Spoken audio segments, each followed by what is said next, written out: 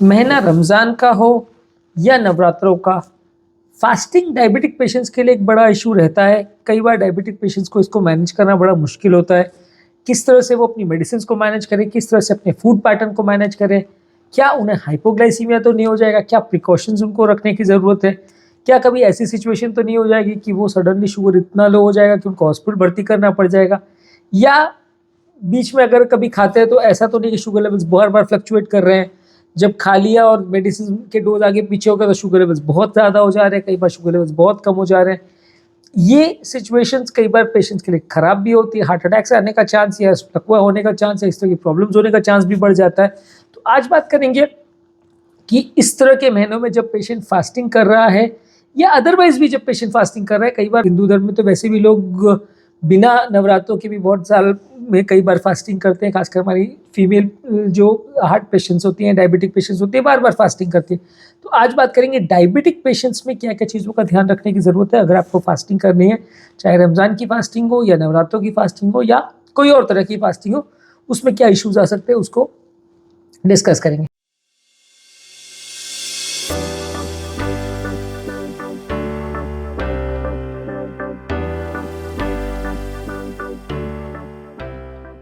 सबसे पहली चीज़ और पहला टिप तो ये है कि जब भी आप इस तरह का कोई प्लानिंग कर रहे हो, खासकर अगर लंबे समय तक फास्टिंग कर रहे हो, तो अपने हेल्थ केयर प्रोवाइडर या डॉक्टर के साथ डिस्कस करिए कि आपके लिए फिजिबल है कि नहीं। क्योंकि कई बार क्या होता है कि अगर पेशेंट की कंडीशन बहुत फ्रेजाइल हो, रिसेंटली हार्ट अटैक आया हो, कोई सिग्निफिकेंट हार्ट प्रॉब्लम हो, या पेशेंट का ओवरऑल डायबिटीज़ कंट्रोल बहुत ज़्यादा ब्रिटल हो, बार बार फ्लक्चुएट होता है, कई बार शुगर बहुत ज़्यादा हाई चला जाता है, कई बार बहुत लो हो जाता है, टाइटरी फ्लक्चुएशंस वगैरह बहुत ज़्यादा है, किसी में मेडिसिन रिलेटेड फ्लक्चुएशंस बहुत ज़्यादा है, वहाँ पे आपको डॉक्टर के साथ डिस्कस करना और परमिशन लेना ज़रूरत है। जब पेशेंट बहुत ज़्यादा फ्रेजाइल हो, आपकी कंडीशन अच्छी नहीं हो, ओवरऑल अगर पेशेंट का डायबिटीज़ का कंट्रोल बहुत ज़्यादा खराब हो, इनिशियल फेजेस में अगर हार्ट फेलियर वगैरह में हो या किडनी फेलियर वगैरह में हो, तो वैसे पेशेंट्स को फास्टिंग या इस तरह की चीज़ें नहीं करनी चाहिए, क्योंकि इसमें जान का खतरा हो सकता है। तो अगर आपको करना भी है तो डेफिनेटली आपको आपके फिजिशियन के साथ डेफिनेटली इसको डिस्कस करना पड़ेगा और क्या क्या चीज़ों का ध्यान रखना है उसको डिस्कस करना पड़ेगा। दवाइयों के डोजिंग पैटर्न्स को भी कुछ हद तक एडजस्ट करवाना पड़ेगा कि दवाइयों को किस टाइम पे लिए, खासकर रमज़ान के टाइम पे, क्योंकि रमज़ान के टाइम पे क्या होता है कि ज़्यादातर लोग या तो सुबह 4 बजे खाना खाते हैं और फिर शाम को 6-7 बजे खाना खाते हैं।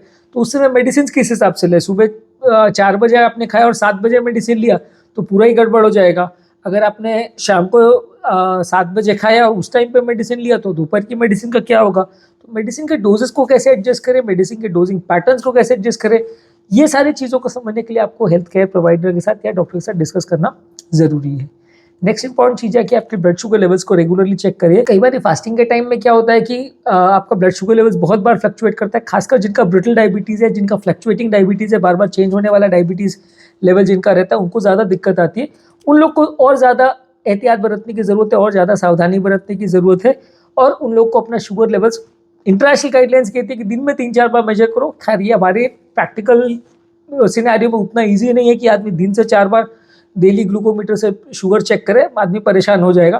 तो उतना फ्रीक्वेंटली चेक करना तो पॉसिबल नहीं है, लेकिन हाँ फिर भी अगर आप जब शुरुआती फेज ऑफ फास्टिंग चालू हो रहा है या जब रमज़ान का महीना या नवरात्रों का टाइम चालू हो रहा है, तो शुरुआत की 2-3 दिनों में आपका शुगर लेवल्स को आप ज़्यादा बार चेक करिए, दिन में 2-3 बार भी चेक कर सकते हैं कभी कभार।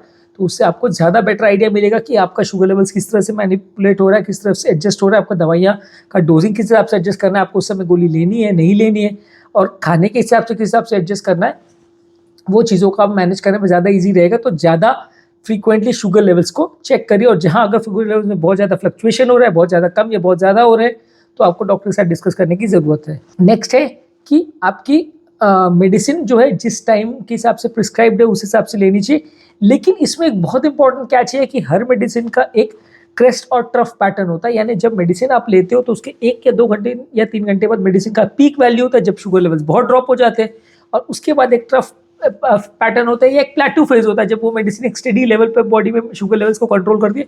फिर एक ट्रफ पैटर्न होता है, यानी मेडिसिन का इफेक्ट कम होता जाता है, वो सब शुगर लेवल्स बढ़ जाते हैं। तो हर मेडिसिन का डोजिंग पैटर्न आपको समझना पड़ेगा। मान लीजिए अगर आपका सुबह का 7 या 8 बजे का मेडिसिन का डोजिंग पैटर्न है और आपने रमजान के महीने में 4 बजे सुबह खाना खा लिया और 7 बजे मेडिसिन ली, तो उसका पीक इफेक्ट आएगा 9 बजे। आपने खाना खाया 4 बजे, तो उस समय जब आपका शुगर लेवल पीक होना चाहिए वो होगा नॉर्मली जो 7-8-9 बजे होना चाहिए था, वो हो जाएगा 6 बजे। यानी खाना खाने के 1-1.5 घंटे के बाद आपका शुगर लेवल पीक हो जाएगा, तो 6 बजे बढ़ेगा शुगर, दवाई का इफेक्ट बढ़ेगा 9 बजे, तो 6 बजे आपका शुगर लेवल पीक पे चला जाएगा, तब हार्ट अटैक और लकवे का रिस्क बढ़ जाएगा। और 9 बजे जब शुगर लेवल बहुत कम हो जाएगा, क्योंकि खाना आपने खाया 5-6 घंटे पहले, तो उस समय शुगर लेवल इतना कम हो जाएगा कि आपको हाइपोग्लाइसीमिया चालू हो जाएगा, आपको बहुत ज़्यादा भूख लगेगी, आप फास्टिंग कंट्रोल नहीं कर पाओगे। तो ये बहुत बड़ा इशू हो जाता है डायबिटिक पेशेंट्स के लिए कि मेडिसिन किस हिसाब से ले। ज़्यादातर ये रिकमेंड करते हैं कि कोई भी डायबिटिक मेडिसिन क्या ज़्यादातर खाना खाने के आधे घंटे पहले लेनी चाहिए, रिकमेंडेड है। तो इसलिए हम ये ऐसा रिकमेंड करते हैं कि अगर आप रमज़ान के महीने में खासकर फास्टिंग कर रहे हैं, तो सुबह वाली जो गोली का डोजिंग है वो जब आप खाना या नाश्ता कर रहे हो उस टाइम पे ले लीजिए, उससे आधा घंटा पहले। और रात की जो गोली का पैटर्न है या शाम की गोली का जो पैटर्न है, दोपहर की गोली का जो पैटर्न है, वो शाम का जब खाना खा रहे हैं उससे आधा घंटा पहले लीजिए, यानी फूड के हिसाब से इसको एडजस्ट कर लीजिए। नवरात्रों के टाइम पे भी आपको इस तरह से करना है, पर नवरात्रों के टाइम का चक्कर ये है कि सुबह कई बार लोग नाश्ता करते ही नहीं है, सीधा रात को ही खाना खाते हैं। तो उस समय ये चक्कर है कि सुबह का डोज आपको स्किप करना पड़ेगा। सुबह का डोज अगर शॉर्ट एक्टिंग मेडिसिन है तो वो आपको स्किप करना पड़ेगा, रात का डोज ही सीधा लेना पड़ेगा, वो भी जब आप खाना खाने वाले हो उससे आधा एक घंटे पहले। बहुत ज़्यादा गैप मत करिएगा, क्योंकि उस समय सबसे ज़्यादा वैसे भी भूख लग रही होगी, और आपने अगर लंबा गैप कर दिया, खाना खाने में 1-आध घंटा लग गया। इसी तरह करवा चौथ में भी कि अगर चाँद निकलने में लेट हो गया और आपने शुगर की मेडिसिन ले ली उस टाइम पे, तो दिक्कत हो जाएगी। तो वैसे केस में जहाँ अनप्रिडिक्टेबल है आपका खाना, वहाँ तो बेटर है कि आप स्किप ही कर दीजिए मेडिसिन को, उस दिन का डोज आप मत ही लीजिए, क्योंकि हाइपर हो जाएगा। वो थोड़ा बहुत चलता है शुगर, लेकिन अगर ज़्यादा हाइप हो गया तो वो ज़्यादा डेंजरस हो जाएगा। तो उस दिन आप पूरा ही मेडिसिन को स्किप कर दीजिए, या हाफ डोज ले लीजिए या नत लीजिए, तो ज़्यादा अच्छा है। जहाँ रमज़ान के यहाँ फिक्स टाइमिंग है कि आपको इतने बजे से इतने बजे के बीच में फास्टिंग करनी है, तो वहाँ पे आप डोजेज को नाश्ते से आधा घंटा पहले और रात के रमज़ान तोड़ने के जो बाद जो खाना खाते हैं उससे आधा घंटा पहले आप टाइम करें, तो मे बी आपको सबसे बेटर रिजल्ट मिलेगा। पर फिर भी इसको प्लान करना बड़ा मुश्किल है, क्योंकि हर दवा का डोजिंग पैटर्न और शेड्यूल सेम नहीं होता। कोई दवा जल्दी पीक कर जाती है, कोई दवा स्लो पीक कर जाती है। तो इसको डिटेल में डॉक्टर के साथ डिस्कस करें तो शायद ज़्यादा अच्छा रहेगा। इसके अलावा मेडिसिन को पूरी तरह बंद कर देना भी बहुत ज़्यादा अच्छा नहीं है, क्योंकि मेडिसिन को पूरी तरह बंद कर दिया तो भी कई बार दिक्कत हो जाती है। इसके अलावा एक और इशू ये भी आता है कि कई बार कोई और मेडिसिन भी साथ में चल रही है। कोई ऐसी मेडिसिन है जो खून पतला करती है, कोई कोलेस्ट्रॉल वाली मेडिसिन है, वो भी डाइट से अगर रिलेटेड है, तो उसको भी आपको डॉक्टर के साथ डिस्कस करना जरूरी है, क्योंकि उसमें भी कई बार दिक्कत आती है। डायबिटिक पेशेंट को ज़्यादातर किडनी का प्रॉब्लम, हार्ट का प्रॉब्लम, बहुत सारे प्रॉब्लम्स होती है साथ में, तो उसमें भी आपको उस मेडिसिन का डोजिंग पैटर्न को डिस्कस करना ज़रूरी है। एक और बड़ा इशू आता है कि खासकर रमज़ान महीने में लोग पानी भी बंद कर देते, तो सुबह 4 बजे आपने पानी लिया, शाम को 7 बजे पानी लिया, तो उस दौरान बॉडी काफ़ी हद तक डिहाइड्रेट हो जाएगी। अब डिहाइड्रेट होने की वजह से कई बार खून गाढ़ा हो सकता है, तो आपको हार्ट अटैक होने का चांस कई गुना बढ़ सकता है। तो ये एक बड़ा इशू कि बॉडी को बहुत ज़्यादा डिहाइड्रेशन करना भी बहुत अच्छा नहीं है, खासकर अर्ली फेजेस में, जब आपको रिसेंटली अगर हार्ट फेलियर हुआ हो, या डायबिटीज़ है, या डायबिटीज़ आउट ऑफ कंट्रोल है, वैसे फेज में अगर आप बहुत ज़्यादा अगर बॉडी को डिहाइड्रेट होने देते हैं, तो फिर उसमें भी दिक्कत आ सकती है। शुगर लेवल सडनली फ्लक्चुएट कर सकते हैं, कीटोसिस में बॉडी जा सकती है सडन डिहाइड्रेशन की वजह से, और पेशेंट को हॉस्पिटल में एडमिट करना पड़े, भर्ती करना पड़े, इसकी ज़रूरत पड़ सकती है। तो आपको ये सारी ही चीज़ों का ध्यान रखने की ज़रूरत है। सडन शुगर ऊपर जाए तो भी दिक्कत है, और सडन शुगर नीचे जाए तो भी दिक्कत है, बीपी बढ़ जाए तो भी दिक्कत है, बीपी सडनली कम हो जाए तो भी दिक्कत है। तो ये सब चीज़ों को आपको मैनेज करने की ज़रूरत है। मेडिसिन के डोजेस को आपके फूड पैटर्न के साथ मैनेज करिए। कई बार एक ये भी चक्कर रहता है कि इन सारे महीनों में क्योंकि लोग फास्टिंग करते हैं, तो उस समय जो फूड प्रोडक्ट्स खाते हैं वो हाई ग्लाइसेमिक इंडेक्स वाले या जंक फूड बहुत ज़्यादा होता है। तो उस समय में आपको ये ध्यान रखने की ज़रूरत है कि बहुत ज़्यादा ऑयली जंक फूड नहीं ले। कई बार जब शाम का व्रत को तोड़ते हैं, इवन नवरात्रों वगैरह में भी जो लोग व्रत को तोड़ते हैं, तो उस समय खीर खाते हैं, पूरी खाते हैं, इस तरह की चीज़ें खाते हैं।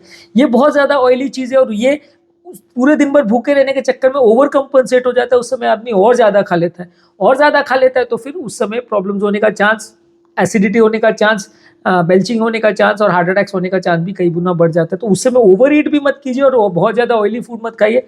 ठीक ठाक सादा खाना ही खाइए तो ज़्यादा अच्छा है। इस तरह के लोगों के लिए ये भी रिकमेंडेड है कि जब वो सुबह फास्टिंग के लिए अगर कुछ खा रहे हैं रमज़ान के महीने में, तो उस समय वो लोग ये कर सकते हैं कि वो इस तरह की साग सब्जी या इस तरह की चीज़ें खाए जिनका ग्लाइसेमिक इंडेक्स लो है।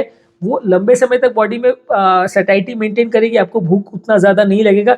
उसमें पानी भी रिटेन करेगी, फाइबर कंटेंट हाई होने की वजह से पानी भी रिटेन करेगी, और लंबे समय तक आपको बहुत ज़्यादा भूख भी नहीं लगेगी। तो उससे आपका कंपेरेटिवली शुगर लेवल्स अच्छा मेंटेन होगा। डायबिटिक पेशेंट्स में लेकिन अगर बहुत ज़्यादा आपने उस महीनों में ऑयली फूड खाया सुबह के टाइम पे या रात के टाइम पे या कोई भी टाइम पे, तो वो भी एक तरह से डेट्रीमेंटल होता है और एक्चुअल में वो डाइटिंग होने के बदले ओवर ईटिंग हो जाती है और पेशेंट का वेट कम होने के बदले उल्टा बढ़ ही जाता है। नॉन फास्टिंग आवर्स में आपका हाइड्रेशन प्रॉपर्ली मेंटेन करिए।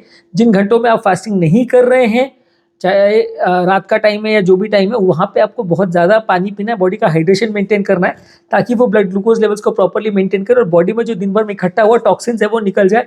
नहीं तो कई बार पेशेंट्स डिहाइड्रेशन की वजह से एक्यूट किडनी फेलियर में भी चले जाते हैं, जो कि बहुत ज़्यादा डेंजरस हो जाता है। उसमें फिर पेशेंट को तुरंत में भर्ती करना पड़ जाता है और 10 तरह की हेडेक हो जाती है।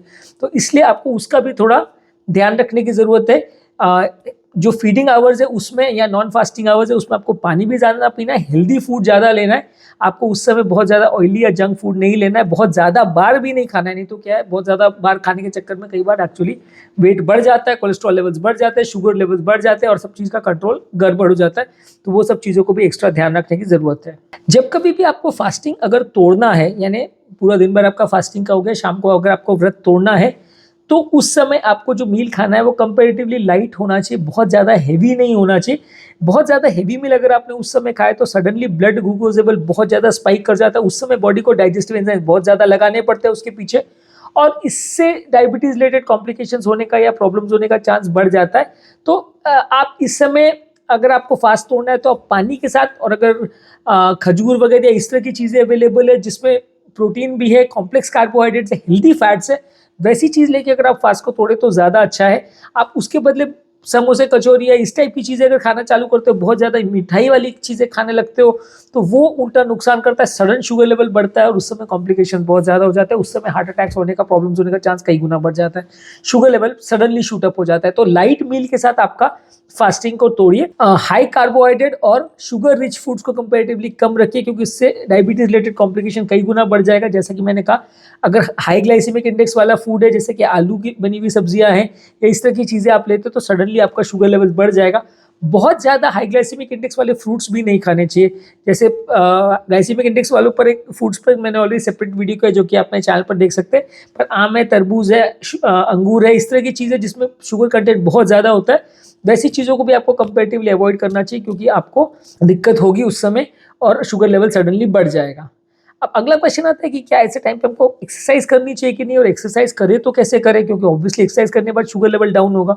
खासकर अगर आपने रात को खाना खाया है और अगला खाना शाम को खाना है, तो उस समय एक्सरसाइज करें कि नहीं करें। तो उसमें सबसे सेफ तरीका ये है कि एक्सरसाइज करना है तो आप शाम के टाइम को कर सकते हो। जब आपने खाना खा लिया उसके बाद आप वॉकिंग करने के लिए निकल जाइए, एक्सरसाइज करिए, तो उस समय आपको हाइपोग्लाइसीमिया भी नहीं होगा, उस समय आपको हाइपरग्लाइसीमिया भी नहीं होगा। एक्सरसाइज आपका रेगुलर शेड्यूल टूटेगा भी नहीं, और मॉडरेट इंटेंसिटी एक्सरसाइज कीजिए, बहुत हेवी एक्सरसाइज भी मत कीजिए। एक्सरसाइज का एक और इशू रमजान के महीनों में इसलिए भी आता है क्योंकि अगर आपने बहुत हेवी एक्सरसाइज कर ली दिन के टाइम पे, तो प्यास ज़्यादा लगेगी, और वैसे टाइम पे फिर आपके बॉडी में बिल्कुल एनर्जी नहीं रहेगा, प्यास आपको बहुत ज़्यादा लगेगी, बॉडी डिहाइड्रेट हो जाएगी। तो मॉडरेट इंटेंसिटी एक्सरसाइज कीजिए, प्रेफरेबली खाना खाने के बाद आप कर ले तो ज़्यादा अच्छा है। और जिस दिन आपका फास्टिंग है उस दिन आपको कंपैरेटिवली थोड़ी लाइटर एक्सरसाइज करनी चाहिए। अगर दिन के टाइम पे भी आप कर रहे हो, बॉडी को बहुत ज़्यादा डिहाइड्रेट होने भी नहीं देना है आपको, और बॉडी को बहुत ज़्यादा आपको फटीग या एनर्जी क्राइसिस में भी नहीं जाने देना, नहीं तो हाइपोग्लाइसीमिया के चक्कर में दिक्कत हो जाएगी।